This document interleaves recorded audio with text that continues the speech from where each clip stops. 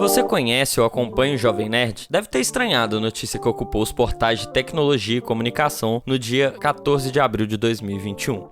Alexandre Ottoni e Azaghal, fundadores do Jovem Nerd, vendem a empresa para o Magalu. Inicialmente foi um susto, né? Depois, os caras explicaram o quão bom isso será para eles e para os fãs, que terão mais conteúdo, como novos podcasts e mais episódios das atrações, a partir do momento que toda a operação da empresa, que é dona do Nerdcast, o maior podcast do Brasil, e outras atrações em vídeo como Nerd Office, Nerdologia e Nerd Player, passa a ser controlada pelo Magalu, o gigante do varejo brasileiro. Tá, isso você viu nos noticiários, ou pode até estar se informando agora, mas o questionamento que eu levanto hoje é o seguinte: o que isso representa para a cena de podcasts no Brasil? Recentemente eu fiz um vídeo com previsões e questionamentos sobre qual será o futuro dos podcasts no Brasil. O link tá na descrição para quem não viu, mas nesse conteúdo eu falei sobre como o Brasil vem flertando com o podcast e como os livecasts, como o Flow Podcast, têm popularizado o consumo dessa mídia. Ainda fiz um comparativo com o cenário nos Estados Unidos, onde grandes empresas disputam exclusividade de atrações e vozes das personalidades americanas para ganhar espaço no ouvido dos usuários. No vídeo eu ainda menciono o quão longe isso tá do cenário brasileiro, como estamos engatinhando nessa evolução. Mas bom,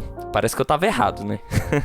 A compra do Jovem Nerd pelo Magalu, ao meu ver, representa o começo de grandes movimentações comerciais voltadas ao fomento de podcasts em nosso país. Até porque o Magalu tem crescido monstruosamente nos últimos anos, se tornando uma das maiores empresas do Brasil, com investimentos que giram em torno de bilhões de reais. Esses caras entenderam, a Luísa Trajano e seus executivos entenderam muito bem o próximo passo da publicidade brasileira: estar atrelada ao consumo de conteúdo. O Jovem Nerd é a terceira empresa que o Magalu comprou esse ano que é voltada a conteúdo. Antes dos nerds, a Lu já havia adquirido o portal de notícias Canaltech e o Still The Look, voltado à moda. Como é dito na reportagem que anuncia a compra do Jovem Nerd, a intenção do Magalu é incorporar as atrações do ecossistema nerd ao seu super app, aumentando o tempo de consumo e plugá-los em sua estratégia de anúncios com o Magalu Ads, possibilitando a criação de branded content, que é quando a marca vem atrelada ao conteúdo, assinando ele, possibilitando conteúdos educativos para vendedores do site, por exemplo, ou o público em geral. Mas focando no Nerdcast, eu vejo essa como a maior compra do mercado de podcasts brasileiro. Os valores não foram divulgados, e eu acredito que esteja na casa dos milhões, como diz o Sr. K. Mas o valor do programa é incalculável, se contarmos que a atração tem mais de 15 anos e que desde 2016 já tem mais de 1 milhão de downloads por episódio, que são lançados semanalmente. Em 2019, o Nerdcast já atingiu a marca de 1 bilhão de downloads, sendo o terceiro no mundo a alcançar esse feito. E por que eu tô levantando isso aqui? Para mim, essa compra vai movimentar muito o mercado. Já tivemos esse ano a Globoplay, o maior streaming genuinamente brasileiro, agregando podcasts em sua plataforma, fazendo parcerias com o B9, outra empresa grande de podcasts, e fomentando a mídia podcast no mercado publicitário, por meio do Audio Day, evento criado pela Globo para esse intuito. Eu prevejo que a compra do Jovem Nerd vai fazer as marcas e agências olharem cada vez mais para a mídia podcast, e isso se reflete em todo o mercado. Onde existe público, principalmente fiel, como é o caso do Jovem Nerd, existe interesse das marcas, e onde tem interesse das marcas, tem dinheiro, e onde tem dinheiro, tem mais gente querendo dinheiro. Então, aparecem mais programas que atraem mais público,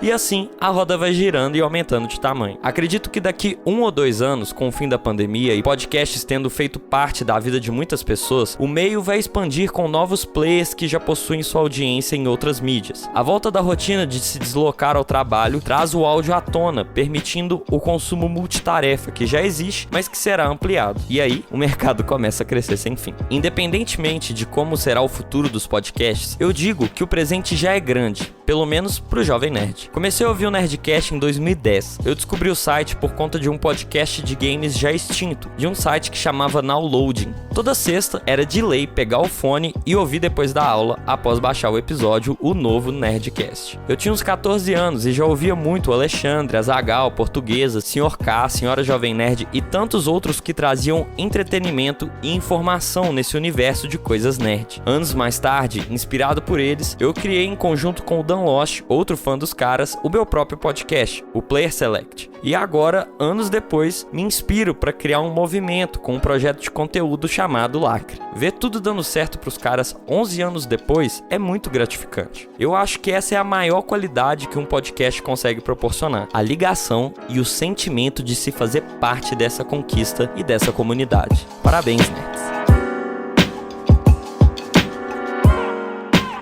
Fala, doutor! Eu espero que você tenha curtido esse conteúdo. É mais um drop do Projeto Lacre, que busca fomentar a produção e o interesse pelo meio podcast para mais pessoas. Quer saber mais? Se inscreva no canal ou comece a seguir o nosso podcast. Assim, você vai ser avisado quando tiver novos conteúdos. Siga também nosso Instagram, @lacrecontent, e deixe também seu comentário me contando qual foi a sua experiência com podcasts, por menor que ela seja. Compartilhe sua história com a Lacre. Bom, é isso, doutor. Fica assim então. Até mais.